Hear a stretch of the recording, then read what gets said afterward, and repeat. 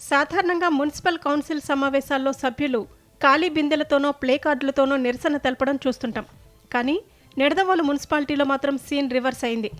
తమ వార్డులో పాముల భయం ఏ స్థాయిలో ఉందో వివరించడానికి ఓ కౌన్సిలర్ ఏకంగా పాముతో కౌన్సిల్ హాల్లోకి ఎంటర్ అయ్యారు. దీంతో అక్కడున్న వారంతా ఒక్కసారిగా షాక్కు గురయ్యారు. నిడదవోలు 20వ వార్డు కౌన్సిలర్ దాకే అనిల్ కుమార్ శనివారం జరిగిన కౌన్సిల్ సమావేశానికి ఒక ప్లాస్టిక్ డబ్బాలో పామును బంధించి తీసుకువచ్చారు. తాను మీటింగుకు వస్తుండగా దారిలో ఉన్న ఒక పాఠశాల వద్ద పిల్లల మీదకు ఈ పాము వచ్చిందని, ఆ విషయాన్ని అధికారుల దృష్టికి తీసుకువెళ్లడానికే ఇలా చేశానని ఆయన తెలిపారు. తమ వార్డులో పిచ్చి మొక్కలు పెరిగిపోయి పాముల బెడద తీవ్రంగా ఉందని, ఫోటోలు పంపినా ఎవరూ పట్టించుకోలేదని అనిల్ ఆవేదన వ్యక్తం చేశారు.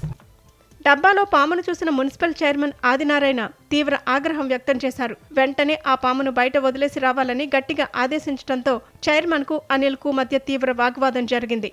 జంగిల్ క్లియరెన్స్ కోసం కేటాయించిన నిధులు ఏమయ్యాయని అనిల్ నిలదీశారు. ఒక్కో పామును పట్టించడానికి 2,000 నుండి 3,000 వరకు ఖర్చవుతోందని, సామాన్యులు ఆ భారాన్ని మోయలేకపోతున్నారని వాపోయారు. చివరకు సభ్యుల కోరిక మేరకు పామును బయట ఉంచి వచ్చి అనిల్ తన వాదన వినిపించారు.